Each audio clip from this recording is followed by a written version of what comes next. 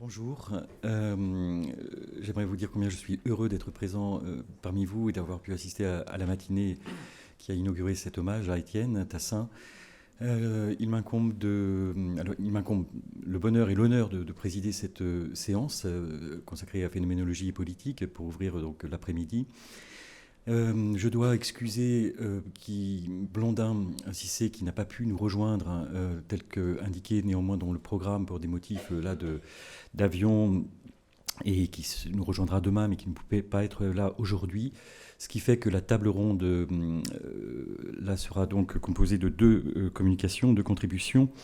La première, dans l'ordre chronologique, intitulée « Désir d'un monde divisé, Étienne Tassin et le projet d'une critique vivante de la domination », qui a déjà été esquissé ce matin, mais on aura cet approfondissement par Martin Bréa, qui est professeur agrégé au Department of Politics de l'Université York à Toronto, qui est l'auteur de l'expérience plébéienne, une histoire discontinue de la liberté politique, qui est apparue aux éditions Payot Rivage en 2007, initialement critique de la politique, dans la collection de Miguel Abensour, et qui qui est co-directeur de Thinking Radical Democracy, The Return to Politics in Post-War France, à l'Université de Toronto, presse de l'Université de Toronto en 2015, et qui, en 2020, organisera un colloque international en anglais, consacré à la pensée de Miguel Abensour, à Toronto, donc avril 2020.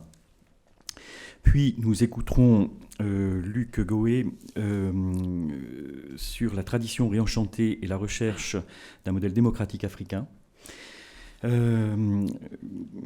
est titulaire d'un doctorat de philosophie sur la pensée politique africaine sous la direction d'Étienne Tassin en 2016. Vous aviez été en poste à New York de 2004 à 2013, notamment au département des affaires publiques, puis à Nairobi au bureau de l'envoyé spécial du secrétaire général pour la région des Grands Lacs de 2013 à 2018.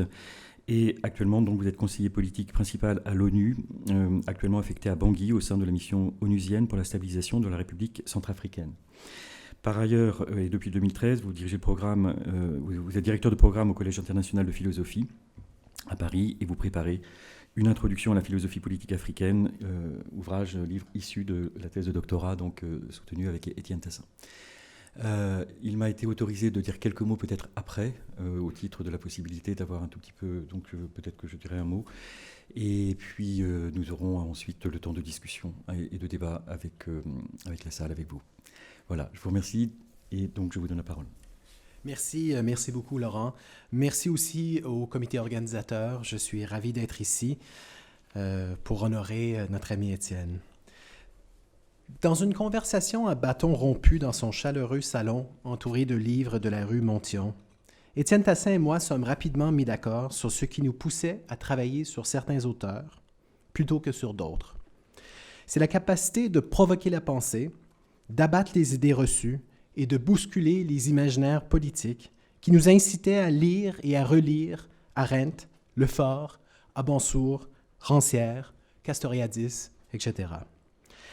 À cette liste, il convient désormais d'ajouter Étienne Tassin, penseur irremplaçable et ami disparu trop tôt, qui a eu la générosité de nous léguer une œuvre de pensée digne des penseurs qu'il a lui-même si bien travaillé, et dont l'œuvre contribue de manière décisive à une intelligence renouvelée du politique.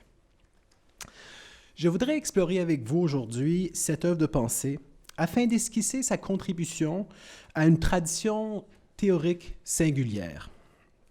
Celle-ci représente, selon moi, la voie la plus prometteuse pour l'articulation d'une pensée et d'une pratique politique émancipatrice aujourd'hui.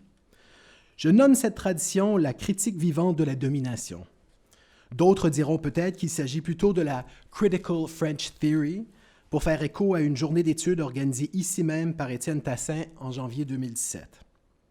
Sans trancher sur la justesse du choix de l'appellation, je voudrais d'abord brièvement expliquer ce que j'entends par une critique vivante de la domination, pour ensuite montrer en quoi et comment la pensée d'Étienne Tassin participe à cette tradition de pensée politique. En guise de conclusion, je proposerai quelques pistes pour poursuivre et approfondir son important legs au sein de cette tradition de pensée.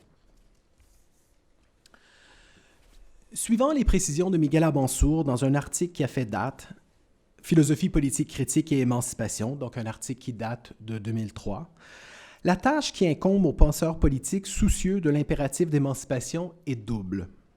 D'une part, il faut effectuer une critique impitoyable de toute forme de domination, ainsi que de leur intersection. D'autre part, il importe d'entreprendre une exploration charitable des brèches et des fissures dans l'ordre établi qui ont permis au grand nombre de faire l'expérience de la liberté, de l'égalité et de la solidarité. Ensemble, ces deux tâches constituent le projet d'une critique vivante de la domination. Effectuée isolément, une critique de la domination demeure insuffisante pour penser l'émancipation. Il faut y ajouter une exploration concomitante des expériences émancipatrices qui s'instituent contre la domination politique et l'exploitation économique. Faute de quoi la critique de la domination reste morte, dans la mesure où elle n'ouvre pas une réflexion sur les possibles politiques qui se fabriquent dans le monde contemporain. Bref, le slogan de ce projet pourrait se résumer ainsi: pas de critique de la domination sans pensée de l'émancipation.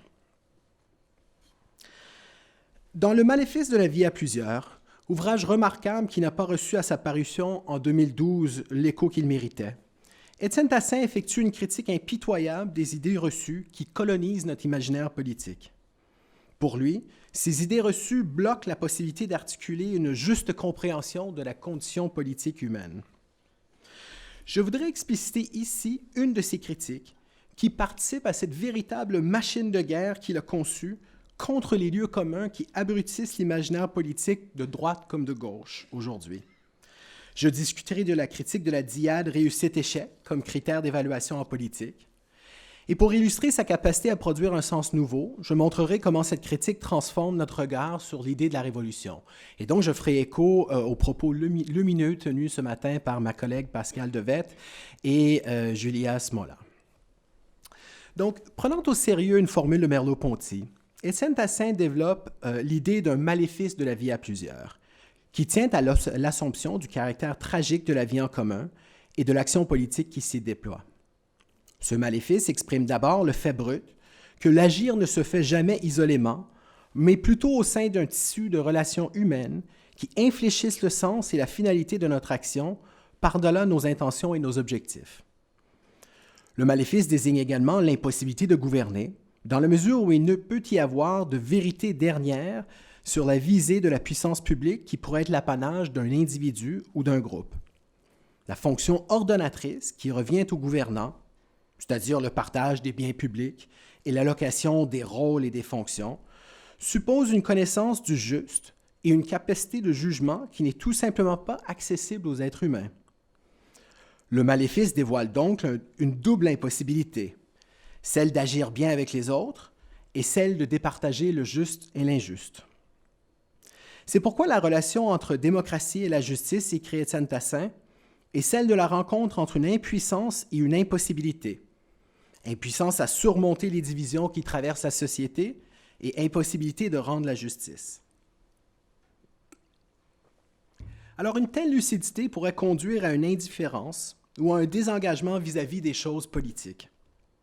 L'écart entre la finalité poursuivie et le résultat obtenu est souvent abyssal, ce qui semble bien nous condamner à l'injustice et à la domination. Pourquoi donc s'occuper des choses politiques? Fidèle à l'attitude de son cher Rouletabille, qui insistera pour prendre les choses par le bon bout, Étienne Tassin soutient que cet écart entre la finalité et le résultat est précisément ce qui donne sens à la démocratie et qui permet à la liberté de se déployer. Car l'écart procède de l'indétermination ultime sur laquelle repose la vie à plusieurs. La possibilité demeure donc toujours ouverte que les valeurs s'inversent et que le jeu des possibles s'élargisse. Il s'agit de la dimension tragique inhérente à la politique, comme plusieurs l'ont souligné ce matin. Le tragique n'est toutefois pas à comprendre comme la résignation à un quelconque destin sur lequel nul ne saurait agir. Le tragique se manifeste plutôt dans l'acceptation de son sort qui n'est pas décidé par les dieux ou par d'autres figures de l'hétéronomie ou de la domination. Le sort est à penser comme lot, entendu comme le résultat hasardeux qui échoit aux uns et aux autres. Dans une formule paradoxale et pleinement assumée en tant que telle, Étienne Tassin écrit, et je cite, « Une justice rendue au hasard est injuste, tandis qu'une démocratie soustraite au sort n'est plus qu'une oligarchie. » Fin de la citation. Le tragique politique nous contraint alors à l'action, il y va de notre liberté. Et le tragique se manifeste précisément dans ce nœud complexe et contradictoire de l'impératif d'un agir démocratique face à une justice inaccessible. S'il est impossible de renoncer à l'action politique, l'abandon de la dyade réussite-échec pour juger de l'action reste toutefois possible et même nécessaire. Car cette conception du sort, dans sa dimension hasardeuse, permet de conclure ni à la possibilité d'une victoire, ni à celle de l'échec ou d'une défaite. On pourrait dire que pour Étienne Tassin, le sort de notre condition politique se situe par-delà réussite et échec. Dans la mesure où la division ne peut être surmontée et l'injustice ne peut être définitive ou complète. 3 conséquences découlent de ce refus de la dyade réussite-échec. D'une part, la politique n'est plus le lieu des manœuvres politiciennes et de la communication sans contenu visant à séduire le grand nombre. Ces agissements relèvent de la police, pour reprendre le concept élaboré par Rancière. La politique devient donc le lieu de l'engagement et de l'action plutôt que celui de la technique et de la manipulation. De cette manière, l'État et ses instances de légitimation politique ne peuvent pas détenir un monopole de la chose publique. D'autre part, la quête d'une réussite, qui peut certes guider l'action politique, importe peu au final, puisque ce n'est pas elle qui décide du sens de l'action. Après tout, une action qui arrive à son but peut être moins significative qu'une action qui échoue. Il s'agit de la différence entre, par exemple, la victoire décisive des gaullistes lors des législatives de juin 1968 et l'échec relatif des événements de mai 68. Comme on le sait, cette victoire se soldera par le départ définitif du général de Gaulle de la vie politique française, tandis que l'échec de mai 68 conduira à une reconfiguration de l'imaginaire politique hexagonal. Enfin, et dans la suite de cette dernière conséquence, Étienne Tassin constate que les valeurs peuvent s'inverser, dans la mesure où ce qui passe pour une réussite devient un échec et vice-versa. La dyade réussite-échec ne dit donc rien de déterminant sur la qualité de l'action ou de ses conséquences. Sa pertinence analytique demeure limitée puisque toute réussite est vouée à l'échec, à échouer, et tout échec susceptible d'être heureux, écrit-il.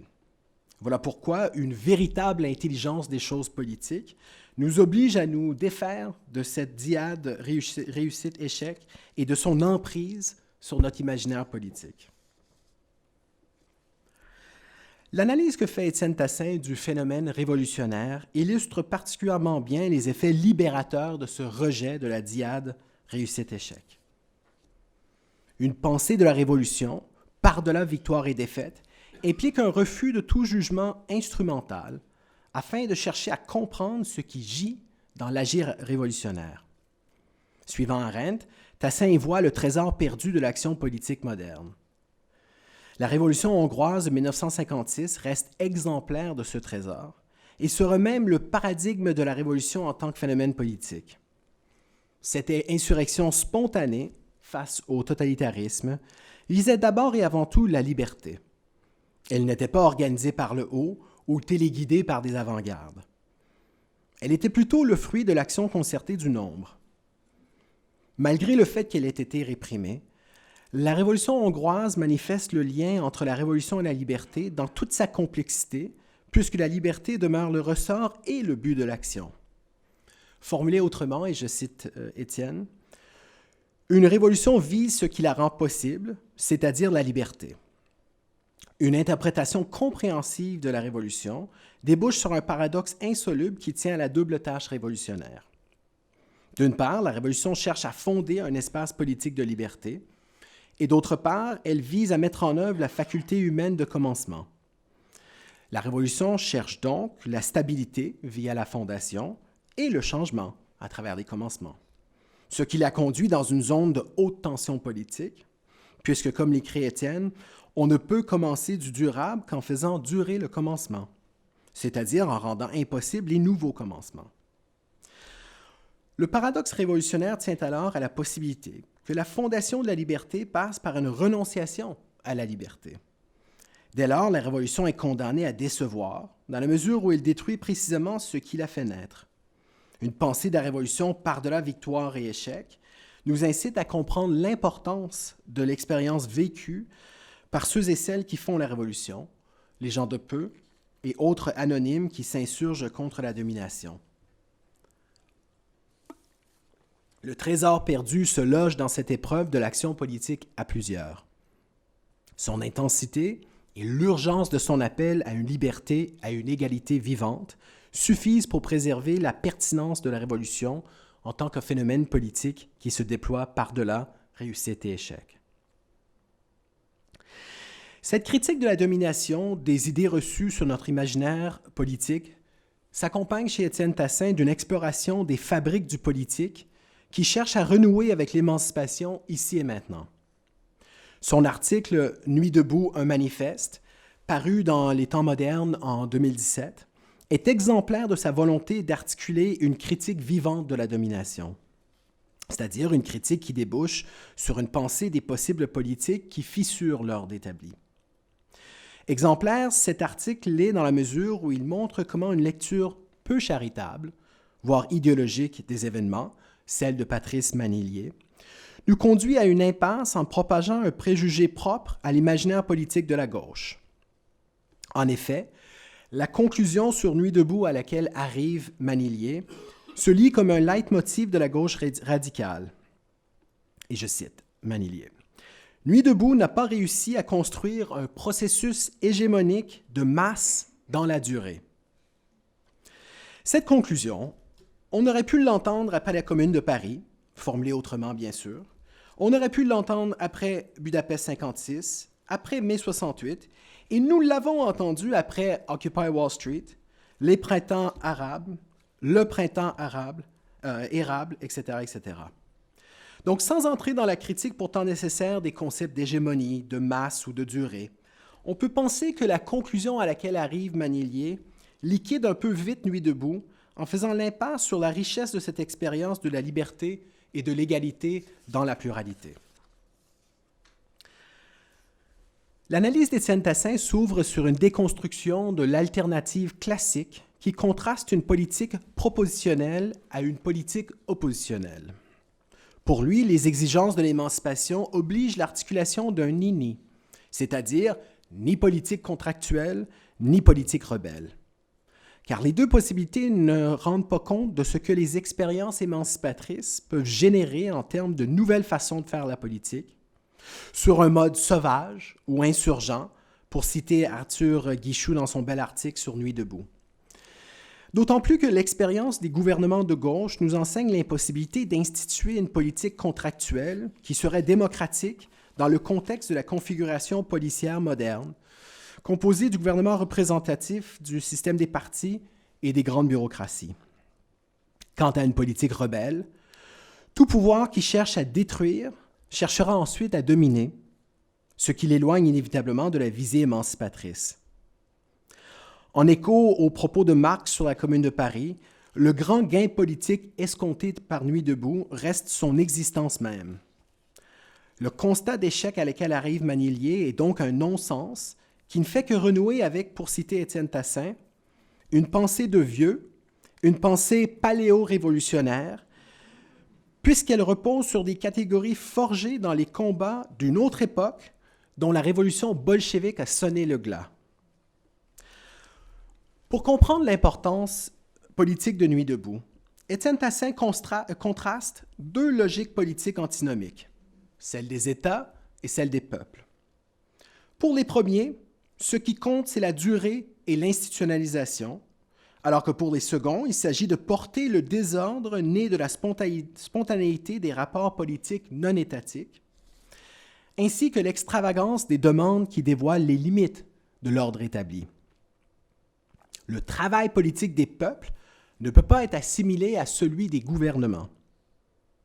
Tout en reconnaissant la nécessité de l'État et de sa capacité d'instituer, Étienne Tassin souligne que les tumultes du peuple sont, eux aussi, nécessaires, puisqu'ils engendrent une dynamique favorable aux libertés publiques, tout en transformant l'acteur politique qui leur donne naissance.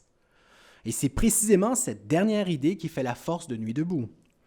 cette expérience de la politique à plusieurs, sous le signe de la liberté et de l'égalité, a débouché sur la création de communautés d'acteurs qui ont expérimenté pour elles les transformations de la politique qu'on pourrait souhaiter voir advenir dans le monde.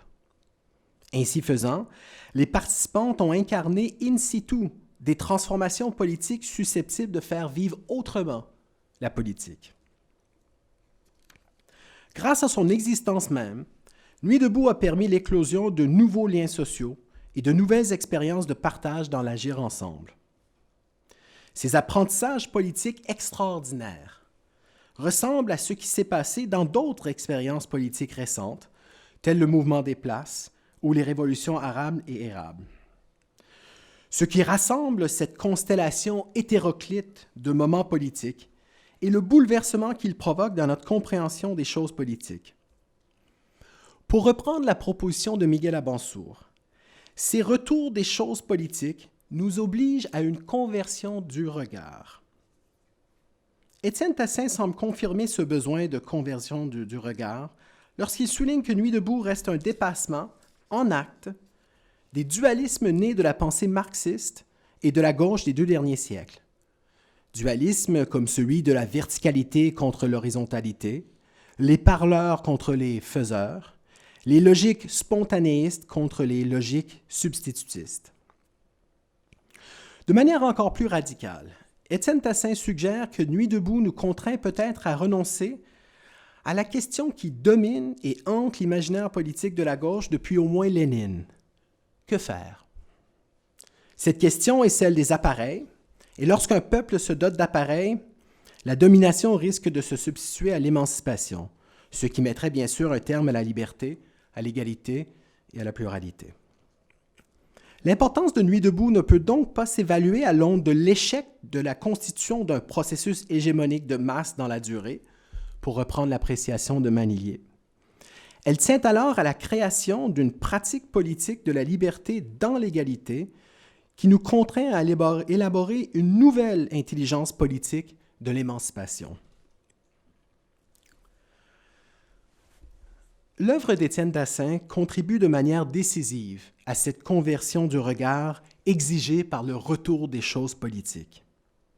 Depuis son grand livre sur Hannah Arendt jusqu'à ses derniers travaux sur la condition migrante, il ne cesse de bouleverser les idées reçues de notre tradition de pensée politique, comme j'espère l'avoir montré au moins brièvement aujourd'hui. En guise de conclusion, je voudrais revenir un peu sur le titre de ma conférence, qui est en fait une citation tirée de son beau livre posthume « Pourquoi agissons-nous » Le désir d'un monde divisé résume bien la perspective hétérodoxe qui marque sa pensée. Pour comprendre ce désir, il faut retrouver l'impulsion première de son travail théorique, et on en a parlé ce matin, à savoir l'idée arendtienne qui veut que la condition politique humaine découle du fait de la pluralité. Entendue comme l'unicité, et là je cite Étienne, l'unicité des êtres, des peuples, des opinions, des cultures, des États, c'est-à-dire des acteurs et des actions. Fin de la citation. Cette pluralité implique que la division soit la règle du monde. Pour que vive la pluralité, la division et les conflits qui en résultent doivent se manifester librement dans l'espace public. Ce sont les instances antipolitiques qui œuvrent afin de construire une unité qui sonnerait le glas de l'action politique. 2 expériences travaillent dans ce sens. Le phénomène totalitaire et, plus proche de nous, la globalisation économique qui, et je cite encore Étienne, sous couvert de bonne gouvernance, procède d'une soumission du plan politique à la logique hégémonique du capitalisme libéral. Fin de citation. Or, ces 2 moments antipolitiques puisent leur pouvoir de la même source, l'État. En effet, le totalitarisme tient sa puissance de l'édification d'un État total qui cherche à détruire le lien humain et donc la capacité d'agir politiquement.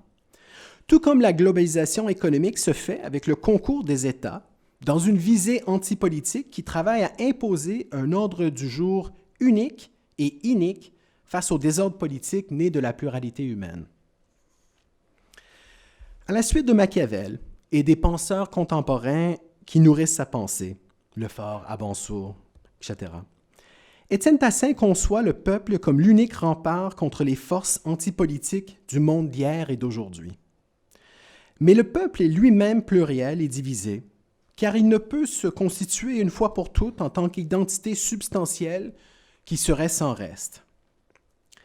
C'est précisément ici que se loge le désir d'un monde divisé. Contre les logiques du pouvoir qui veulent diviser pour régner, Étienne Tassin appelle à une démultiplication des peuples et une démultiplication concomitante des lieux et occasions politiques, des terrains de réclamation et de contestation, des lieux d'émancipation et d'expérimentation. Pour faire vivre la liberté dans l'égalité, il importe donc d'aiguiser notre désir d'un monde divisé. Ainsi faisant, nous ferons également vivre notre regretté ami Étienne, cet infatigable penseur d'une critique vivante de la domination. Merci.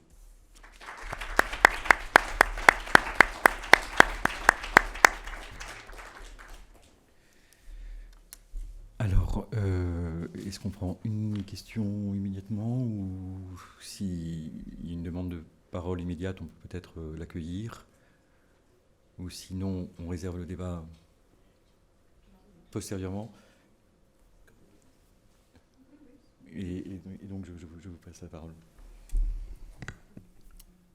Merci, cher Laurent. Merci, Martin, pour ce brillant exposé. Je tiens également à remercier les organisateurs de ce colloque.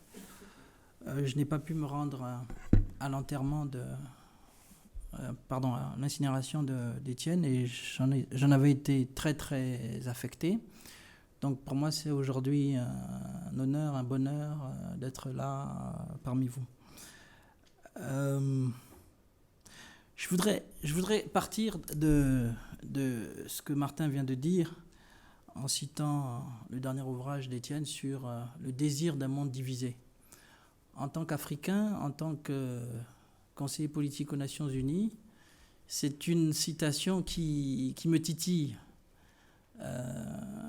Je dis ça parce que je vis et j'ai vécu dans des zones de conflit en Afrique, dans le cadre de mon travail donc, et je ne pense pas que cette citation, dans un contexte de conflit, puisse paraître neutre. Je m'expliquerai dans un instant sur cette petite boutade. Mais je vais donc me consacrer d'abord à lire un petit moment ce que j'ai écrit pour cette intervention. J'ai choisi donc un thème sur la démocratie en Afrique. C'est un thème, comme vous le savez, et ça a été redit ce matin, qui était cher à Étienne. Mais en quittant Nairobi hier, en prenant l'avion, dans l'avion, je me suis dit que je ne prononcerai pas un exposé ou je ne ferai pas une présentation qui serait académique au sens classique et philosophique du terme, autour des concepts, mais plutôt autour de mon expérience et de l'expérience en partage que j'ai eue avec Étienne, d'abord comme maître, mais ensuite comme ami. Et Étienne, comme vous le savez, n'était pas un expert sur l'Afrique. Les experts sur l'Afrique, comme vous le savez, on les appelle les africanistes. Étienne était un expert, un spécialiste de Hannah Arendt, et il y en a beaucoup dans cette salle. Et on peut se demander ce qui fait qu'un jeune Africain puisse rencontrer un philosophe français qui, pour ainsi dire, n'a presque rien à voir, au-delà de la théorie, de la pratique et de ses engagements divers, notamment avec les sans-papiers, avec l'Afrique. C'est un concours de circonstances, tout simplement. D'abord, parce qu'en 2001, quand je quitte Bordeaux, où j'ai fait des études de journalisme et des études de langue étrangère appliquée, j'avais une double préoccupation. En fait, je quitte Bordeaux en ayant lu un livre qui m'a interpellé. Ce n'était pas un livre d'Étienne Tassin. C'était un livre d'un philosophe ghanéen qui s'appelle Anthony Appiah. Et ce livre s'intitule In My Father's House, Africa in the Philosophy of Culture.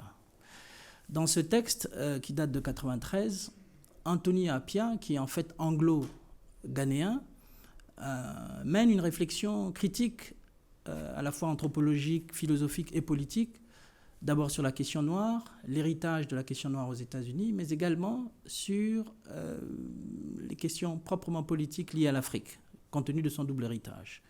Il critique notamment les États africains, la question ethnique, la gestion de la question ethnique en Afrique, et de façon plus intéressante pour moi, il développe ce que je peux considérer comme une philosophie proprement politique africaine.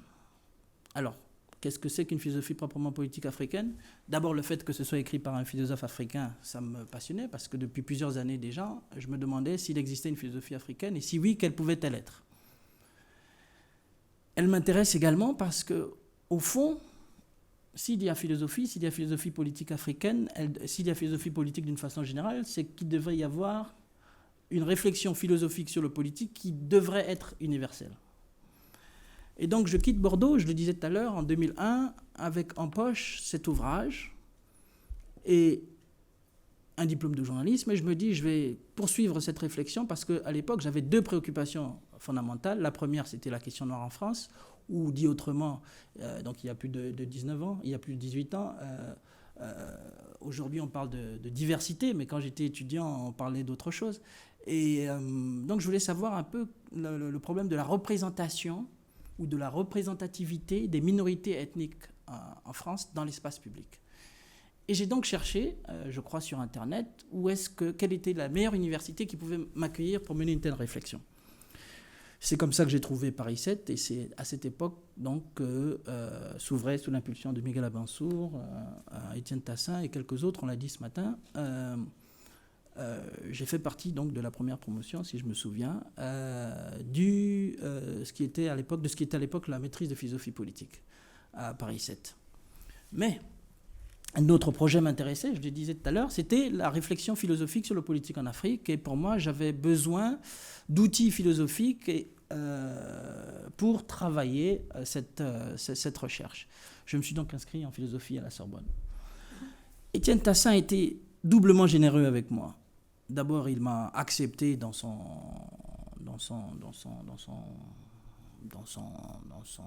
école, dans son séminaire, et il m'a permis, ayant discuté longuement avec lui, de faire autre chose. Il m'a donné le temps de mener ma double carrière journalistique, puis par ailleurs cette carrière onusienne, et en même temps de mener un dialogue constant avec moi sur mes propres préoccupations épistémologiques, philosophiques et politiques. Et donc je suis revenu quelques années plus tard pour travailler avec Étienne sur les concepts de la pensée politique africaine. Je tenais à partager ce petit, ce témoignage, simplement pour dire à quel point Étienne a compté énormément dans mon parcours intellectuel. Alors je vais donc me consacrer maintenant au thème qui m'a été demandé de développer aujourd'hui.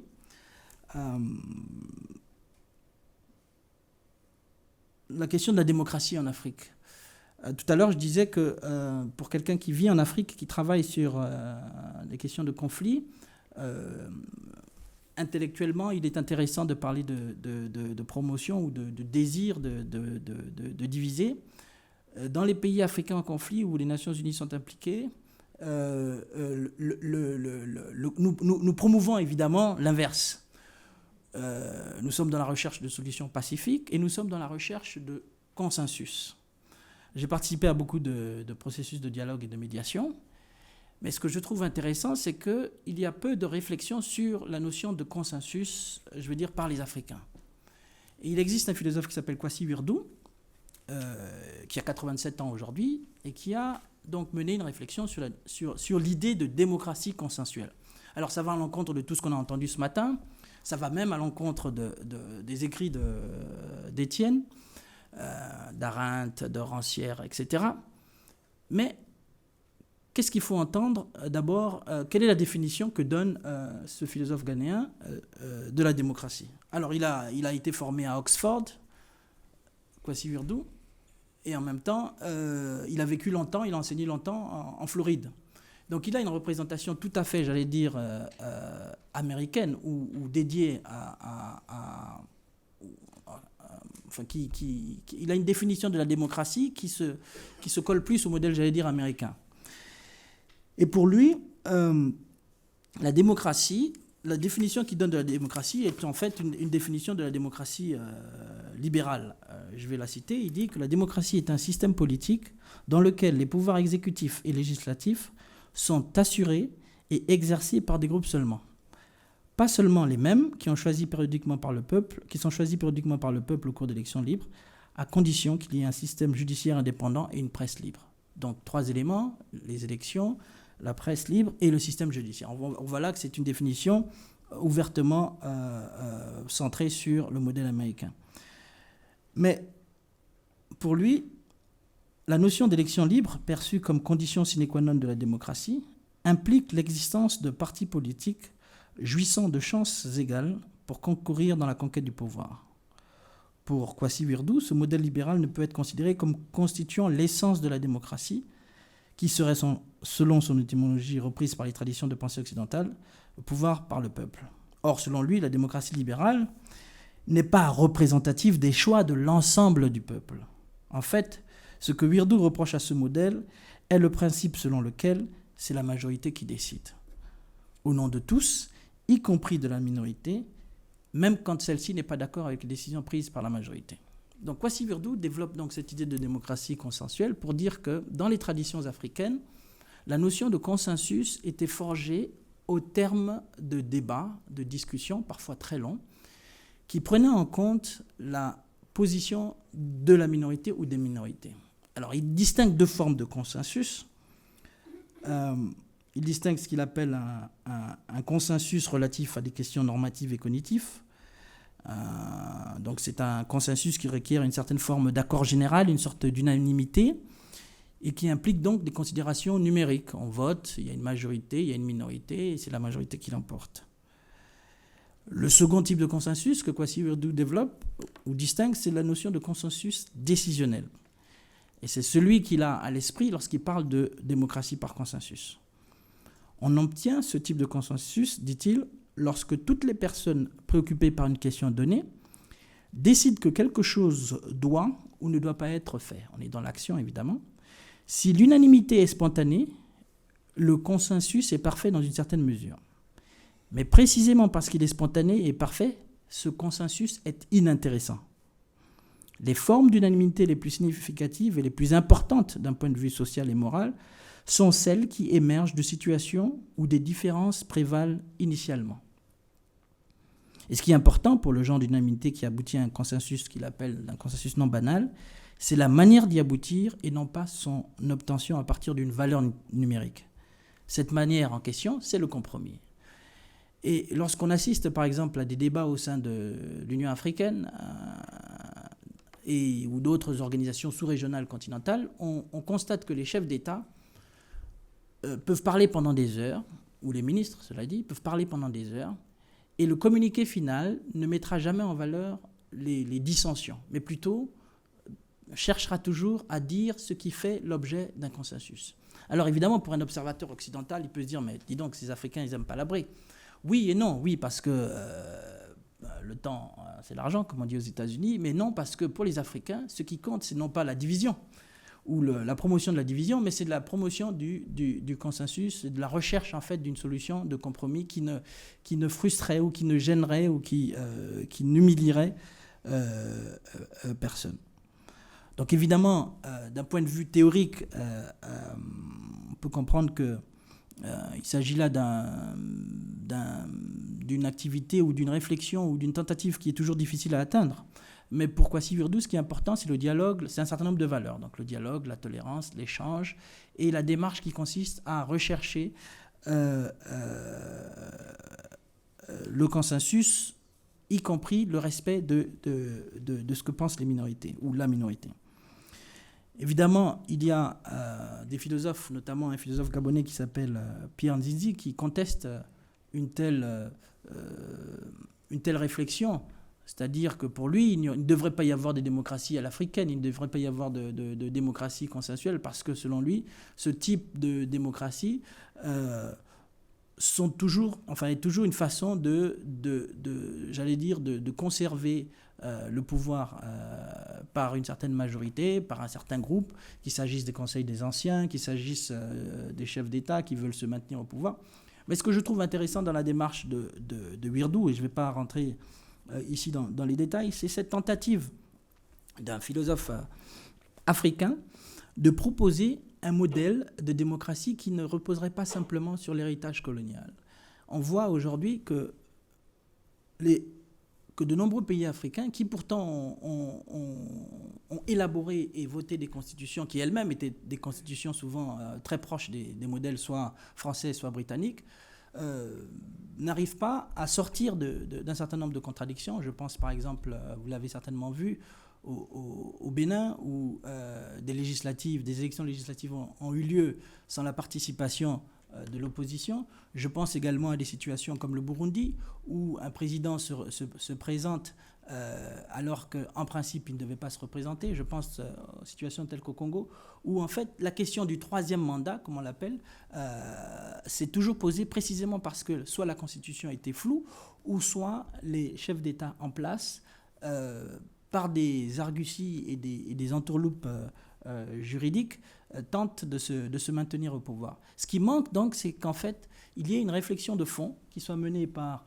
des intellectuels pour déterminer exactement quel type de système politique, quel type, qu'on appelle démocratie ou autre chose, mais quel type de système politique conviendrait le mieux à des situations conflictogènes, comme c'est le cas en Centrafrique ou au Soudan du Sud, et qui tiennent compte véritablement des réalités sociologiques, anthropologiques et philosophiques des pays africains. Je vous remercie. Merci.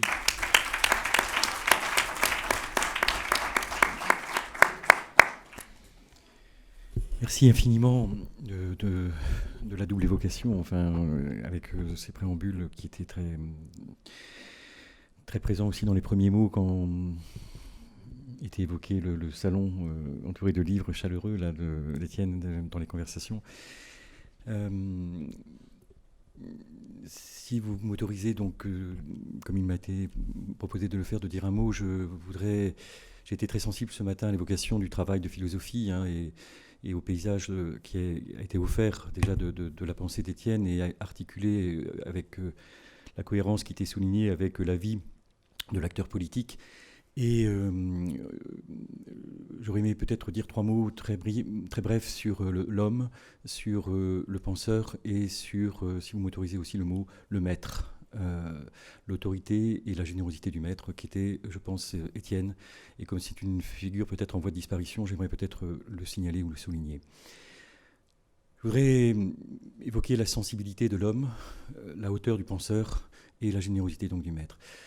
La sensibilité de l'homme, elle était immense, humaine et intellectuelle. Et c'était cette immense générosité qui faisait d'attention, d'écoute, mais aussi dans les rapports qu'il établissait dans le cadre des soutenances, qu'il adressait, les mots qu'il adressait. J'ai eu la chance de le connaître aussi dans le cadre de ma soutenance d'HDR et d'habilitation, mais aussi de participer à des jurys. Avec lui, j'étais toujours extrêmement touché, profondément touché par cette immense générosité. Il n'éludait jamais l'objet. Il le convoquait, le retournait. Et même si le coquillage était éblouissant de beauté, eh bien, il allait scruter la qualité pour essayer de retourner, renverser. Il ne lâchait jamais la chose. Et c'est un signe de générosité inouïe qui renvoie à ce que j'appellerais, ce qui a été salué ce matin, mais cette sensibilité à la singularité et donc à la pluralité. Il y avait également une sensibilité à l'actualité et à l'inactualité, quand je pense aux figures d'Antigone, d'Oreste, d'Oedipe dans le Maléfice. On parlerait d'inactualité, mais aussi, je devais inviter une soutenance de thèse à Hambourg, et on se trouvait dans un restaurant aussi chaleureux, après la soutenance tous les deux, et c'était le soir des élections, c'était en décembre 2015, et la montée du Front National était, à l'issue du premier tour, encore très, très, très, très, très élevé, et il arrivait en tête. Eh bien, je me souviens de sa sensibilité, là, au sens propre, de son émotion, lorsque les résultats tombaient, qu'on entendait donc à la radio française à Hambourg. Mais je voudrais évoquer aussi une double sensibilité, peut-être au tragique et au paradoxe. La sensibilité au tragique a été signalée ce matin par Pascal Devette. Et j'avais le sentiment qu'il y avait une sensibilité tragique au titre de la conjonction des contraires qu'il accueillait, la dualité, pas un dualisme exclusif, la dualité est une conjonction des contraires sans dépassement, une dialectique sans dépassement. Et cette conjonction des contraires a été rappelée ce matin sur l'idée de la mesure et de la démesure, ou bien de l'action et de la destruction, ou encore, comme dans ses livres, de la lumière et de l'aveuglement à propos d'Oedipe, ou bien alors de l'invisible et de l'invisible, du visible, ou du jour et de la nuit. Il y avait cette idée de conjonction des contraires qu'il accueillait, qui définissait une sensibilité tragique, mais une sensibilité aussi au tragique dans la pluralité de ses formes. Le tragique, c'était le tragique de la servitude volontaire. C'était le tragique de la domination ou des figures de la domination. C'était aussi le tragique des conséquences involontaires de l'action, ce qu'il nommait aussi avec Weber le tragique du paradoxe des conséquences, qui a été rappelé à maints endroits ce matin. Mais il y avait aussi une sensibilité peut-être à l'oubli du tragique dans les sociétés contemporaines, qui faisait que du coup la politique, pourtant indissociable de la condition humaine et du tragique de la condition humaine, perdait de sa caractéristique même politique, puisqu'il arrivait aussi à nous offrir ses retournements et à nous dire que l'antipolitique se logeait dans l'État, ce qui est en effet, quand tu évoquais l'idée qu'il bouleversait les cadres d'intelligibilité, c'était en effet quelque chose de très significatif. Je terminerai sur la sensibilité de l'homme au paradoxe qui traversait chacune et chacun, mais aussi paradoxe qu'il saluait dans l'admirable entretien, merci Aurore, qui nous a été donné d'entendre ce matin, les paradoxes d'Hannah Arendt, et puis, puisque ses premiers amours étaient aussi du côté de Diderot, parfois je le rejoignais pour un déjeuner et il avait Diderot sur la table, et j'aimerais, puisque si j'évoque l'homme, c'est parce que, et si vous m'accordez l'idée que le rapport aux valeurs est un rapport organique aux valeurs, et que il y a à côté de l'homme politique qu'il a été et du penseur philosophique qu'il a été, ça a été aussi un porteur d'éthique, comme Weber le dit, un Träger, un porteur d'éthique. Et je pense que quand on évoque cette idée de porteur d'éthique, on évoque l'incarnation. Et pour moi, Étienne Tassin incarnait ce que Diderot a magistralement écrit sur le paradoxe, sur le comédien. Était évoqué ce matin, à la fois cette précision qu'il avait dans tout exposé, y compris de lycée, de Cagnes ou autre, c'était évoqué ce matin, mais aussi cette distance ironique, qui est cette question du dédoublement que Diderot évoque dans le paradoxe sur le comédien. Et j'étais à chaque fois sensible à ce paradoxe sur le comédien qui me semblait incarné magnifiquement. Ça, c'était pour l'homme. Sur le penseur et la hauteur du penseur, parce que c'était un penseur des hauteurs, eh bien, je dirais combien ma gratitude est grande par rapport à précisément des cadres d'intelligibilité qu'il nous a offerts. Était évoqué ce matin le discernement des distinctions qu'il pouvait avoir entre espace public et espace commun, ou bien les 4 types de domination qui étaient rappelés, etc. Mais combien, par rapport à des concepts centraux, sa pensée est une véritable contribution et, pour reprendre le terme, d'invention de tradition, d'une certaine manière. Évidemment, pour penser ce qui a été rappelé sur la pluralité, sur la liberté, son attachement à la liberté en référence à l'égalité et non pas à la souveraineté, comme il était très bien rappelé ce matin également.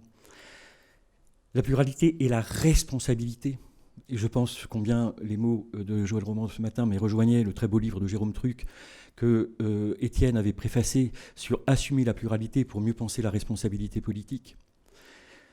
J'ajouterais, par rapport à ces mots centraux et à ces valeurs et ces catégories de langue et de pensée, ce qu'il empruntait à Jan Patočka sur la problématicité du sens, sur l'indétermination du sens, sur l'irrésolution du sens, sur l'ébranlement du sens que permettait la pensée et l'action qu'il appelait dissidente. Je renvoie à l'admirable chapitre sur Antigone dans le Maléfice de la vie à plusieurs. Et sur la natalité aussi, catégorie tout arendtienne, mais qu'il incarnait magnifiquement, était rappelée la triple contribution de l'action instauratrice de l'acteur. L'action précède l'acteur et l'acteur apparaît et procède de l'action, avec cette dimension de désidentification, de déstigmatisation. Il apparaît autrement que par les attributs par lesquels on lui assigne une identité. Donc l'action précède l'acteur. L'action est instauratrice d'un tissu de relations Et ça, il le rappelait également magnifiquement dans l'entretien de ce matin avec Aurore. Et l'action à plusieurs, favorisait l'institution d'un espace public qui favorisait lui-même l'instauration d'un monde commun. Et c'était le triptyque de l'acteur, du tissu et de l'espace public et du monde commun qui au titre, et c'est lapidaire que d'avoir évoqué quelques mots ainsi, mais la contribution d'Étienne est non seulement majeure, ouvre des traditions intellectuelles, et donc je voulais dire combien pour moi il avait été un penseur des hauteurs. Je terminerai par, si vous voulez bien, par la figure que je crois pouvoir être, j'en parlais à des doctorantes et des doctorants tout à l'heure, ou des docteurs maintenant, d'Étienne, en disant, mais vous ne croyez pas qu'on peut nommer Étienne aussi comme un maître? Et je l'évoque sur la base de... Pour le saluer, j'ai envie de dire, pour te saluer, Étienne, j'aimerais vous lire quelques extraits de lettres qu'il adressait en guise de vœux de Nouvel An à ses doctorantes, doctorants, amis, collègues, etc. Et il n'avait de cesse, j'ai envie de dire, tu n'avais de cesse de soutenir le monde de demain, Étienne. Tu n'avais de cesse de soutenir la jeunesse qui renouvelle le monde et donne naissance au commencement. Et pour mieux peut-être l'illustrer, c'est peut-être lui redonner la parole à travers donc l'évocation ou la lecture de la citation donc de quelques lettres. J'évoquerai 3 lettres, une de fin 2013, début 2014, qui ouvrait 2014, une de novembre 2014, c'était juste avant les inscriptions, et puis celle de 2016. Et il avait à chaque fois un titre, un intitulé aux lettres. La première était intitulée « Bonne année doctorale ». Je cite. « Chère doctorante, chers doctorants, chers docteurs, chers docteurs, chers amis, l'une d'entre vous me rappelait récemment avec amusement le mail rituel que j'envoie chaque année au tournant de l'an à mes doctorantes.es. Et voici ce tournant, et avec lui ce mail traditionnel auquel j'associe pour une fois les anciennes, ayant soutenu ces dernières années et quelques voisins, voisines qui mènent leur recherche doctorale à nos côtés. Année heureuse que celle qui s'achève avec les soutenances de Pauline, entre parenthèses la question noire en question, philosophie de l'être noir en France aujourd'hui, Manuel, entre parenthèses ni paix ni guerre, politique de la non-violence et philosophie de la désobéissance civile, Mélanie, entre parenthèses les politiques locales d'immigration, un redéploiement des frontières de l'État, étude de cas à la frontière de l'espace Schengen, Dolores, pardonnez-moi je ne parle pas l'espagnol donc je vais éviter de vous écorcher les oreilles, ça se terminait sur la figure de Socrate. Et Valentine, émancipation et subjectivation politique, citoyenneté autoconvoquée et pratiques insurgentes qui ont brillamment soutenu. Ce fut aussi le cas de Carolina, même chose, je ne cite pas, pardonnez-moi, de Marie-Yonide et les pouvoirs de la traduction, pouvoir d'institution, contribution à une sociologie politique de la traduction dans les institutions internationales, fermez la parenthèse. Et de Jérôme Truc, le 11 septembre européen, la sensibilité des Européens à l'épreuve des attentats du 11 septembre 2001, du 11 mars 2004 et du 7 juillet 2005, fermez la parenthèse, dont les recherches croisent les nôtres depuis l'histoire et la sociologie. À toutes et à tous, félicitations, point d'exclamation. Année heureuse aussi puisque nous ont rejoint Mohamed, entre parenthèses Téhéran, Paris, l'altérité et la tragédie en politique. Je prononce mal sans doute tout, oui, pardonnez-moi. Hanoï, Paris, du totalitarisme à l'auto-totalitarisme. Raphaël, qui travaille aussi avec Denis Merklen, Paris 3, sur la dimension politique de la lecture et des bibliothèques. Et Aliénor, à cheval entre l'IEP, Frédéric Gros, et l'UPD, Peuple et politisation négative de l'UE, les mouvements de résistance de l'Europe austéritaire. Je ne doute pas que l'année 2015 apportera autant de satisfaction, au moins pour Eduardo, je continue, entre parenthèses, les fondements universels des droits de l'homme, Régina, entre parenthèses, des sauvages dans la ville, atopie, ataxie, anarchie des espaces urbains comme forme génératrice de sociabilité politique, et Luc, les fondements théoriques de la modernité politique en Afrique, essai au pluriel de phénoménologie politique, fermez la parenthèse, que j'ai la ferme intention de mettre à la porte avant que l'hiver ne revienne. Et pour Malcolm... J'étais déjà à la porte. Et pour Malcolm, entre parenthèses, conflit écologique et médiation dans les Caraïbes, ils ne sont pas là, je crois qu'ils font une réunion ensemble. Là.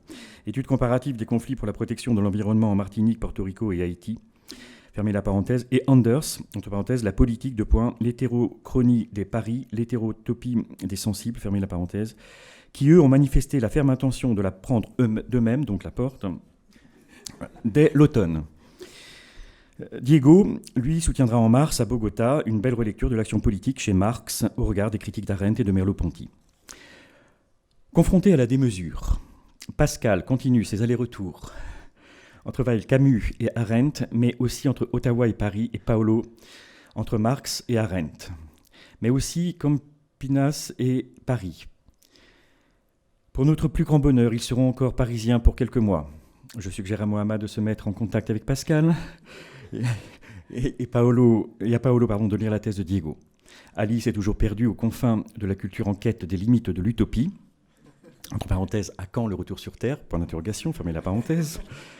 Et Camille, inlassablement, décompose et recompose le politique pour formuler un autre commun qui n'est pas celui de Laval et d'Ardaud, mais pas celui de Pénélope non plus. L'université change. Paragraphe suivant. L'université change et vous savez tout le mal que je pense de ces changements. Non seulement pour les études doctorales qu'elle cherche à transformer en stage d'insertion professionnelle Pôle emploi, non seulement parce qu'elle tourne le dos à la recherche au sens fort du terme, entre parenthèses à l'enquête en Italie, qui consiste à se mettre en quête, en deux mots, de ce qui n'est pas donné mais qu'on sait devoir trouver, inventer, construire par étapes et tâtonnements, il suffit d'avoir en tête le mais non, fermez la parenthèse, mais aussi parce qu'elle est entièrement soumise à une pseudo-rationalité économique qui l'amène à renoncer à ses missions de formation comme de recherche au profit de la seule logique comptable. Je suis désolé, mais c'est dans cette non-université, entre guillemets, là que vous allez rentrer si on vous y accueille. La normalisation, qu'il met entre guillemets, pardonnez-moi, y est de règle, point d'exclamation. Prenez donc le temps de vous faire plaisir avec votre recherche doctorale, mais je ne serai bientôt plus directeur de l'école doctorale, on se lasse, même de ses meilleurs ennemis, et je démissionnerai à la fin de cette année. Mais enfin, j'ai entendu Jean d'Ormesson déclarer récemment à la radio, ouvrez les guillemets, bien que je sois un homme de droite, je n'ai jamais dit, et je ne dirai jamais, c'était mieux avant. Écoutons le vieux réactionnaire. Et surtout, réjouissons-nous parce que cette année qui s'achève a vu naître de beaux projets et de belles équipes d'enquête que je veux saluer. Le groupe Subjectivation qu'a initié et animé Camille avec quelques doctorants de Paris 7 et de Paris 8, ainsi que quelques enseignants-chercheurs. Liés au séminaire qu'a conduit Martine Lebovici au CSPRP et à un programme Écosse colombien que nous avons monté ensuite, il s'est noué d'heureuses promesses de recherche commune toujours à venir. L'Archipel des Devenirs, centre de recherche sur l'utopie qu'ont monté et qu'animent avec enthousiasme et efficacité Anders, Alice, Manuel, Carolina, depuis Buenos Aires, Camille de nouveau et avec elle le groupe Compost, Séminaire, au pluriel, journée d'études, colloques, tout dans cette initiative est réjouissant intellectuellement et humainement. Le séminaire à la Fondation MSH qu'animent Pauline et Malcolm sur corps et décolonisation, en gros, dit-il entre parenthèses, et celui sur la justice sociale que Sarah a mis sur pied cette année. Le colloque sur Simone Veil, dont Pascal a eu l'idée et qu'elle a organisé en octobre, et bien sûr les différentes initiatives prises en Haïti autour de la question de la mémoire de la dictature et de la démocratie à venir, où j'ai eu le plaisir de voir certains d'entre vous s'impliquer, plus encore, et d'autres, j'espère, à l'avenir. Si j'oublie d'autres réalisations, que l'on m'excuse.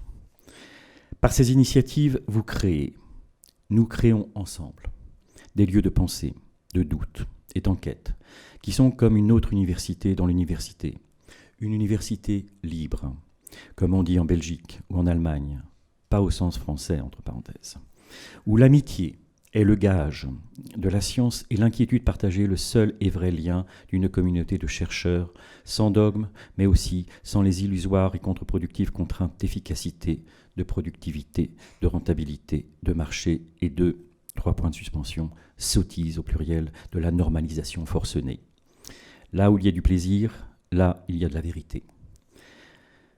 Aux anciens et anciennes, j'envoie un amical souvenir. Je crois que malgré les années, et même si nous restons en contact intermittent, quelque chose du travail commun reste, qui forme comme une société transnationale de, entre guillemets, chercheurs de vérité, comme dirait John Dewey, qui relie Paris et Prague, Bratislava et Tokyo, Strasbourg et Santiago du Chili, Toulouse et Bogota, Istanbul et Buenos Aires, Saint-Louis du Sénégal et Calgary, Mar del Plata et Port-au-Prince, etc. Et ce réseau, qui recouvre le monde d'une expérience de philosophie commune, donne à ce monde une vérité que la globalisation lui ôte un peu plus chaque jour. Je vous souhaite à tous et toutes du plaisir, de la vérité et une très belle année de travail partagé. Maintenant, au boulot. Étienne.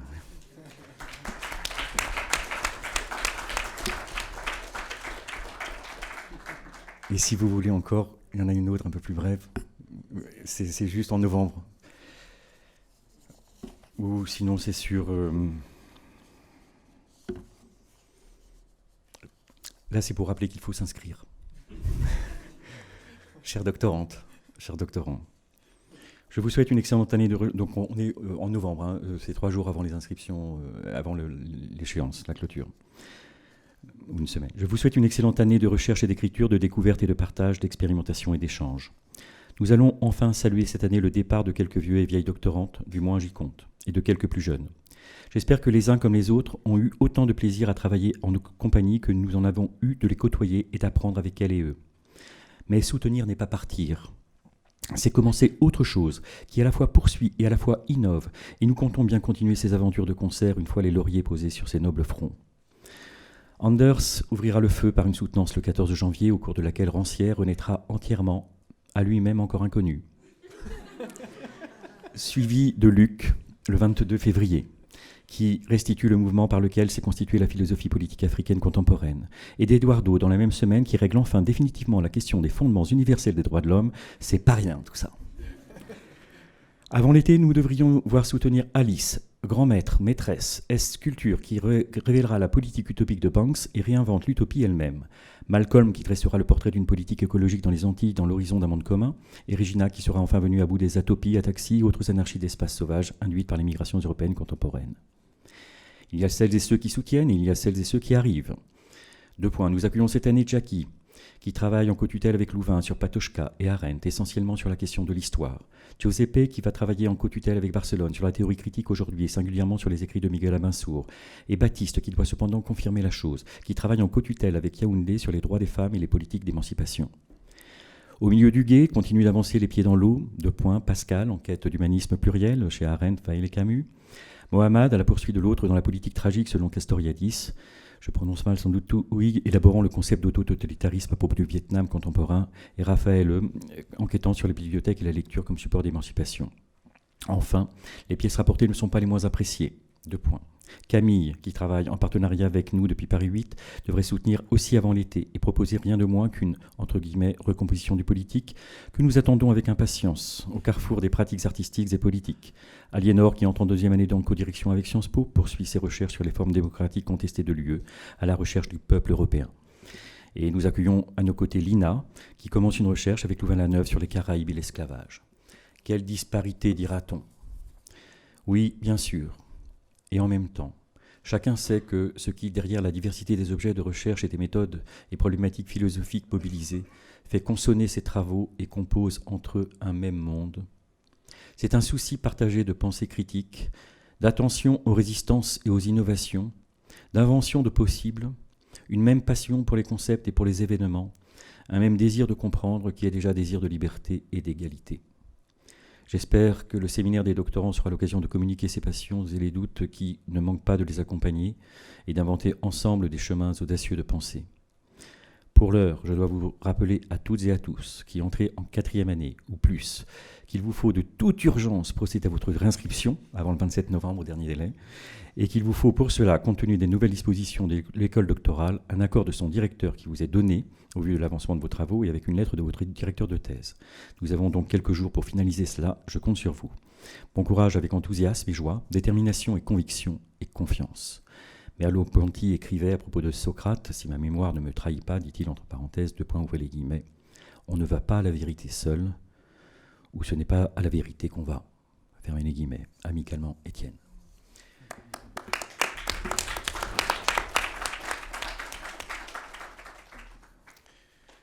Il y aurait une dernière, mais je ne vais pas la lire parce qu'il faut donner la parole à la salle sur Simone Weil. Et la folle pense, mais je ne le cite pas. Enfin, on pourrait. Voilà, ça serait peut-être dans les publications. Je pense qu'il est temps de vous passer la parole pour des questions. Merci beaucoup pour ces présentations et la lecture des mails. Moi, je ne sais pas si c'est vraiment une question, mais c'était pour revenir sur ce que disait Martin. Parce qu'effectivement, Étienne avait participé à une présentation dans laquelle, d'entrée de jeu, il avait taclé le texte de Patrice Maniglier. Et cette présentation d'Étienne avait été accueillie avec beaucoup de colère, enfin pas de la colère, mais d'emportement de la part de Laurent Jean-Pierre. C'était une présentation à Paris-Nanterre, et qui s'était énervé assez vigoureusement en disant mais la loi travail est passée, on s'est fait taper dessus pendant 3 mois dans la rue, et était en train de nous expliquer que c'est merveilleux ce qui vient de se produire. Et donc, je crois qu'en fait, il y avait vraiment une sorte d'incompréhension ou de mécompréhension profonde. En fait, il n'y avait pas de naïveté dans la position d'Étienne, c'était simplement qu'il essayait de démontrer que la lecture instrumentale de Maniglier, qui en fait fait appel à l'appareil conceptuel de Mouffe et Laclos, était d'entrée de jeu biaisée et d'entrée de jeu était une cause perdue. Et en fait, qu'il fallait essayer de penser ce qu'il développe dans le Maléfice de la vie à plusieurs, par-delà échec et réussite. Et c'est vrai que ça permet de réévaluer beaucoup de mobilisations passées ou présentes.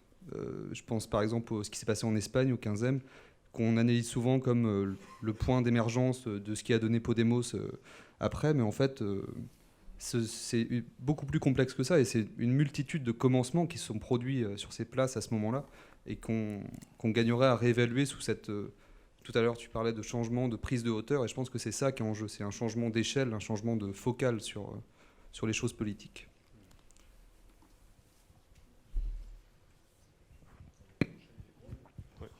Oui, est-ce que je pourrais peut-être commenter le commentaire? Oui, ça ne dérange pas? Non, merci. Je dirais tout simplement que ce que Arthur nous raconte me semble assez emblématique et apporte peut-être une réponse à une question qui m'a toujours un peu hanté, taraudé. Pourquoi Étienne Tassin n'était pas plus connu? Pourquoi c'était pas un penseur de référence? Pourquoi c'était... Bon, évidemment, ses étudiants le connaissaient, mais pourquoi le Maléfice n'a pas été reçu comme il devait l'être? C'est pourtant un grand livre. C'est un livre au moins aussi important que, je sais pas, les derniers livres de Gauchet, les derniers livres de Rosan-Vallon. Pourquoi? Je pense qu'en partie, la réponse, un peu comme avec Miguel Abansour, c'est que c'est un penseur hétérodoxe. Et quand on fait de la philosophie politique à gauche et qu'on n'est pas marxiste ou qu'on n'est pas, je sais pas, affilié à un autre, à quelque chose d'un peu plus clair, un peu plus évident, eh bien, on se retrouve un peu entre deux chaises. Et donc, la réception devient très difficile. Pourtant, comme j'ai essayé de le dire aujourd'hui, et que je dis à chaque année quand je donne le séminaire de doctorat sur la pensée politique française à York, Étienne Tassin, Miguel Abansour, Jacques Rancière, ça représente à peu près ce qu'il y a de plus intéressant en pensée politique aujourd'hui. À mon avis, il n'y a pas vraiment mieux que ça. Donc voilà, merci, ça ajoute un peu aux arguments que je peux présenter pour cette hypothèse de la non-reconnaissance et pourtant, qui devrait l'être, mais la non-reconnaissance de l'excellence de son travail. Antoine? Je vais pas... Oui, voilà. Non, je ne vais pas revenir sur cette question parce qu'on en avait déjà discuté avec Martin. Mais j'avais une question pour Luc. En fait, votre présentation sur la démocratie, ce qu'on appelle la démocratie consociative en Europe, je pense, met le doigt sur quelque chose d'absolument central. C'est-à-dire, en fait, c'est la question de la continuité entre division et guerre. Et ce matin, quelqu'un a dit qu'il y avait radicale séparation entre les deux choses. Je ne pense pas qu'il y ait radicale séparation entre les deux choses. Il faut toujours penser la démocratie avec l'horizon de, alors soit la guerre interétatique, mais surtout de la guerre civile. Et dans l'histoire des démocraties, c'est exactement ce que l'on voit, c'est-à-dire c'est les procédures démocratiques, y compris, alors là, je réagis directement là-dessus, parce que la démocratie consociative en Europe, c'est la Suisse, donc voilà, on voit l'image qu'on s'en fait, le consensus absolu, il ne se passe rien, etc. C'est exactement l'inverse, c'est-à-dire c'est à partir d'une guerre civile que des institutions démocratiques, référendaires, etc., mais autres aussi, ont été mises en place. Et disons, la séparation qui est faite par Étienne, par Arendt, évidemment, très radicale entre les deux choses, à mon sens, nous conduit à ne pas très bien comprendre certains phénomènes politiques. C'est bien parce qu'il y a cet horizon-là toujours qu'il faut penser la question de la division, mais aussi bien sûr les limitations de la division, et en particulier le fait que si la division est toujours la même, entre 50% d'une population, ou pire, entre 60 et 40, on ne parle plus de division, évidemment. Là, c'est les anthropophages contre les végétariens à la Bentham, et ce sont toujours les mêmes qui gagnent contre la même catégorie qui gagne contre une autre catégorie qui perd systématiquement. Donc la division doit se refaire sur des lignes systématiquement différentes. Et là, ça conduit vers un autre problème que je lance simplement, c'est qu'on peut beaucoup plus difficilement penser la lutte des classes dans ce cadre-là. Parce que si l'on dit que la division est toujours différente, sur des lignes de fracture différentes, on ne peut plus penser la lutte des classes à la marxiste, orthodoxe. Voilà, il y a des prolétaires et des bourgeois qui sont toujours opposés les uns aux autres. J'ai des jambes de gazelle, mais s'il y a quelqu'un qui peut m'aider pour choper le micro. Mais moi, je ne sais pas parler. Alors, donc, il y a une demande de parole ici. Allez-y. Moi? Parfait. Et C'est un puis, peu trop fort. ensuite, Oui. Bon, en fait, je pense que j'allais un peu dans l'autre sens de l'intervention, parce que ce qui m'a fait penser cette séance, qui, je trouve que c'est très heureux,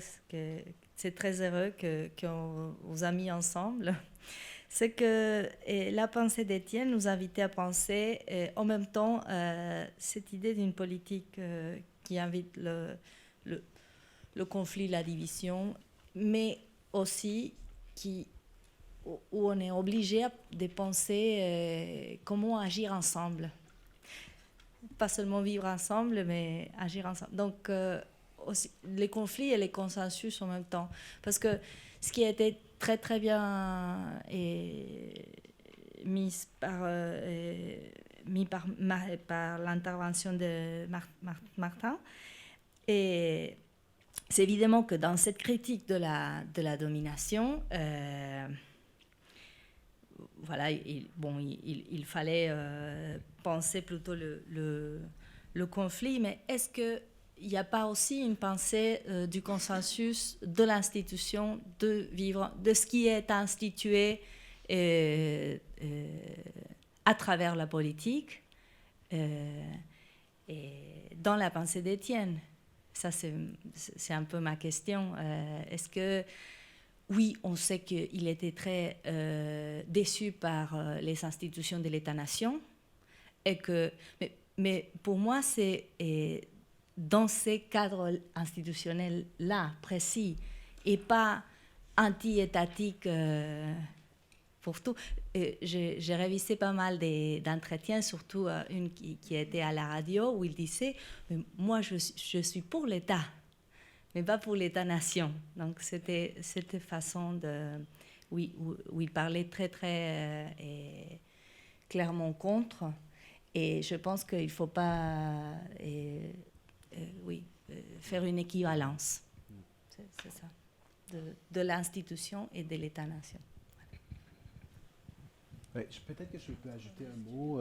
Alors, dans le texte sur Nuit debout, son très beau texte, il le dit carrément, noir sur blanc, l'État a une fonction légitime au sein de la société. Et puis, il poursuit sa phrase en disant « et les peuples aussi ». Parce qu'en fait, voilà, ça c'est le statocentrisme des sociétés occidentales est presque sans limite, sans fin, est infini. En revanche, un rapport moins maladif au désordre, c'est pas pour demain. Hein? L'État veut bien qu'on le reconnaisse, mais refuse de reconnaître le désordre et l'importance du désordre. Excusez-moi ceux qui ont déjà entendu cette anecdote. Vous savez, vous devinez par mon accent que je viens du Canada. Toronto, qui est une ville, mais propre, tranquille, belle, riche, a reçu le G20. Et il y a eu des manifs, j'y suis allé,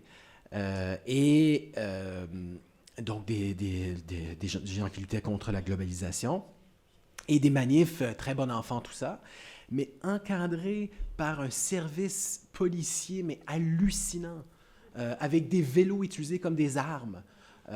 Plus tard, il y a eu du grabuge de la part, non pas des manifestants, mais des policiers. Je disais, ça a été des confrontations.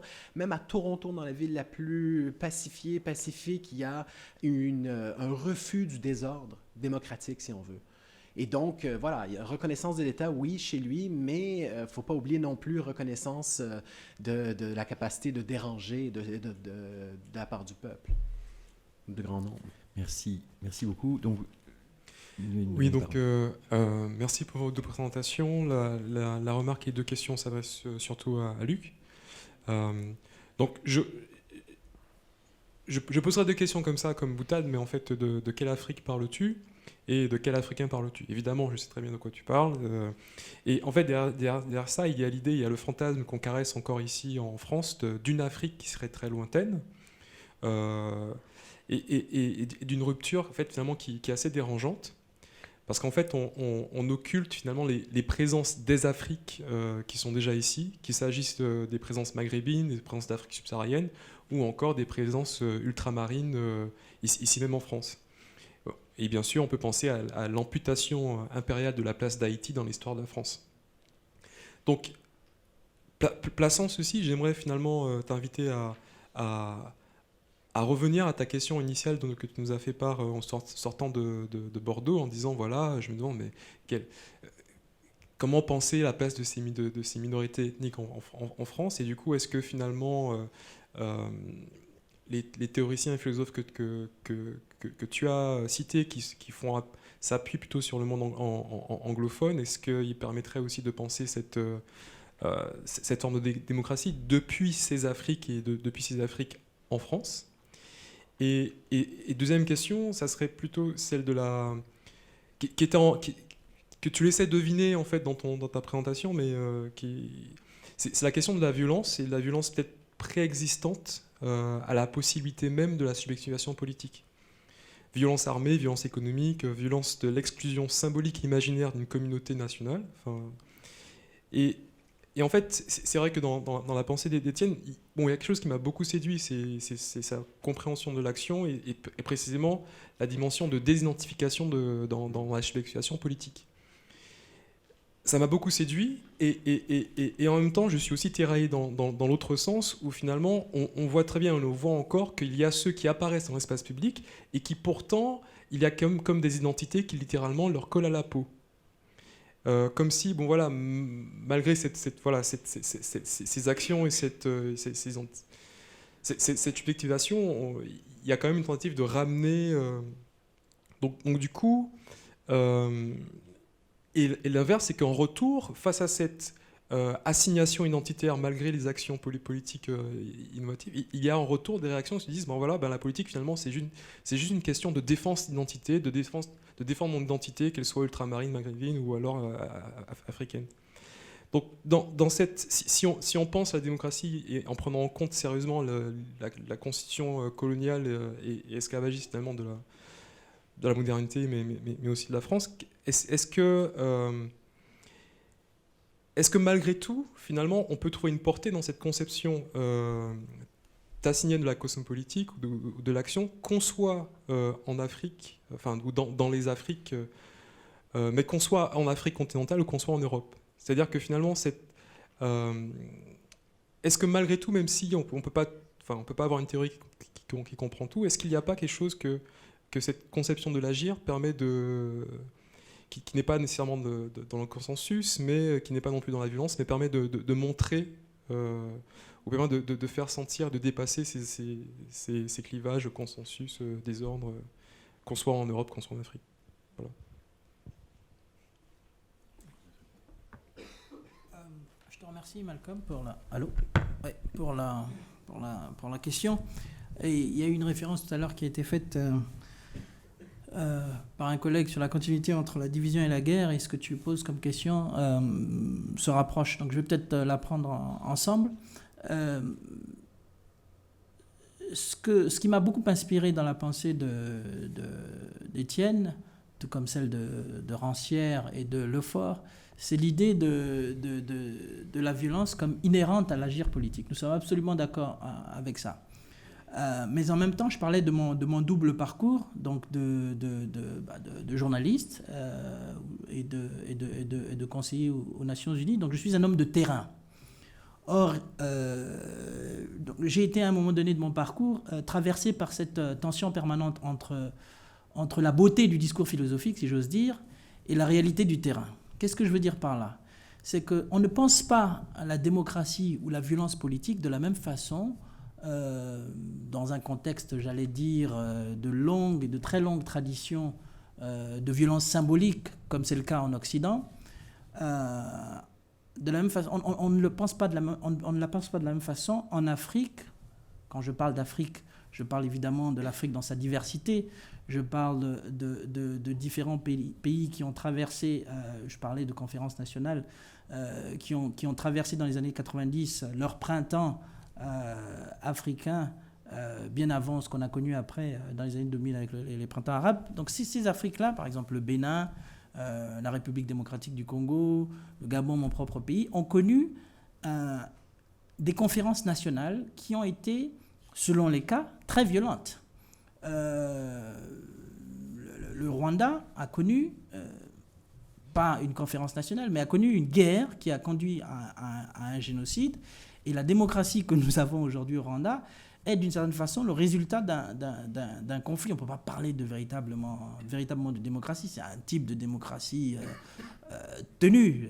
On pourrait décliner en fait les différentes formes d'autoritarisme ou de démocratie déguisée qui perdurent en Afrique. Le cas de l'Algérie, où là il y a une mobilisation de la rue, même chose au Soudan, interpelle, j'allais dire, à la fois le chercheur que je suis et l'homme de terrain, et certaines catégories, je dois le dire, ne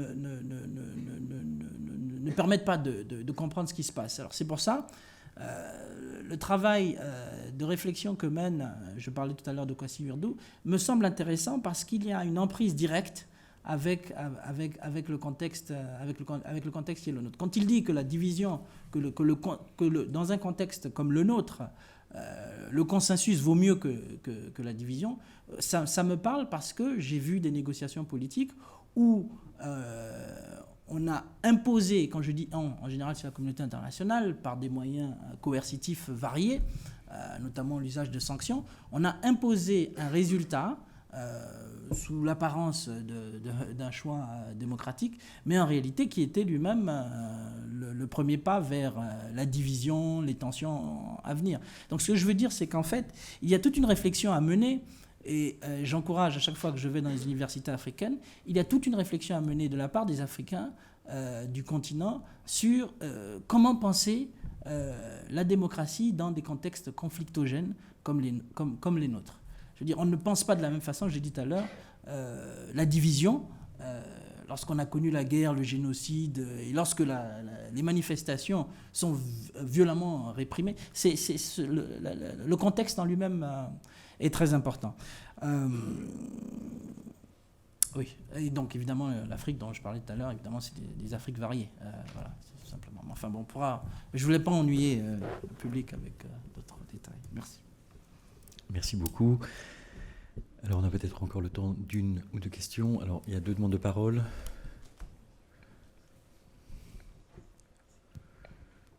Merci beaucoup. Oui, merci.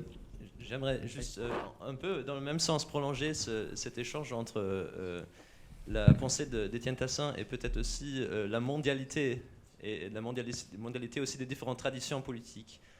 Et c'est un doute que j'ai par rapport à la pensée d'Hannah Arendt, en fait. Parce qu'il me semble que même si elle prend parti pour la tradition des vaincus et pour justement une autre notion au-delà de l'échec et de la victoire, elle dit quand même qu'on ne commence jamais ex nihilo, on commence dans un principe qui se prolonge, le principe qui est à la fois le commencement mais aussi justement le principe de la durée, donc une tradition. Donc, il y a une tradition peut-être qui va de la révolution hongroise jusqu'à la commune, etc., mais qui va justement pas forcément aux émeutes de la banlieue, qui va peut-être pas à la révolution haïtienne, qui n'a pas été mentionnée par Arendt dans son grand ouvrage sur la révolution, etc. Donc il y a des points aveugles chez Arendt qui sont très présents, et ça c'est vraiment une question assez innocente que je me demande, dans l'engagement et dans la pensée d'Étienne Tassin, j'ai l'impression que presque sans le mentionner de cette façon-là, il dépasse Arendt sur ce point-là, qu'il y a là vraiment le dépassement de cette pluralité qui s'incarne dans une spécificité d'une tradition chez Arendt qui, chez Tassin, devient quelque chose de vraiment mondial. Et c'est pour ça que c'est peut-être, pour le formuler comme question pour Martin, c'est la question quel est le rapport, par exemple, entre Nuit debout et les révoltes de la banlieue, par exemple. Pourquoi est-ce que nous, on cite Nuit debout comme notre exemple préféré, en quelque sorte, mais non pas toutes autres sortes de lignées, des manifestations chaque dimanche sur la place de la République en solidarité avec ce qui se passe en Algérie en ce moment même, par exemple. Donc c'est ça, quelle est la mondialité qui peut se construire dans l'agir, aussi avec les outils d'Arendt, mais peut-être aussi contre elle.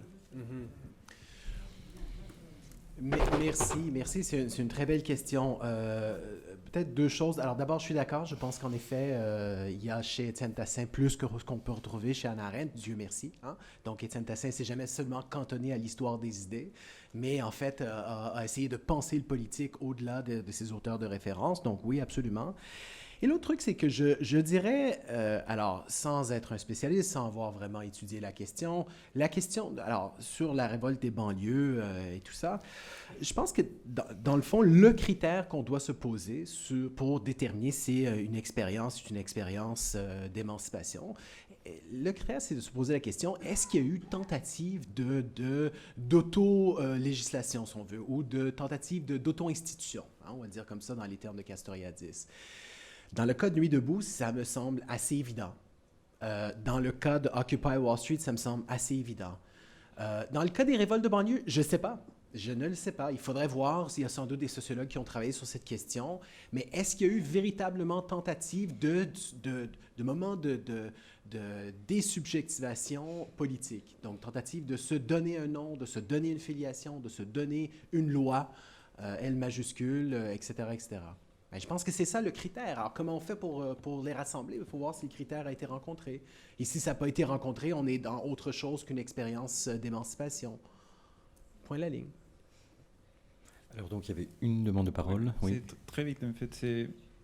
C'est pour Martin que tu avais mentionné dans les principes de ta présentation, c'est qu'il y avait une différence entre la théorie critique française, la French Critical Theory, et c'est quelque chose qui t'appelait comme la critique vivante de la domination. Mm-hmm. Est-ce que tu peux approfondir un petit peu sur cette distinction par rapport à Vensure et Etienne?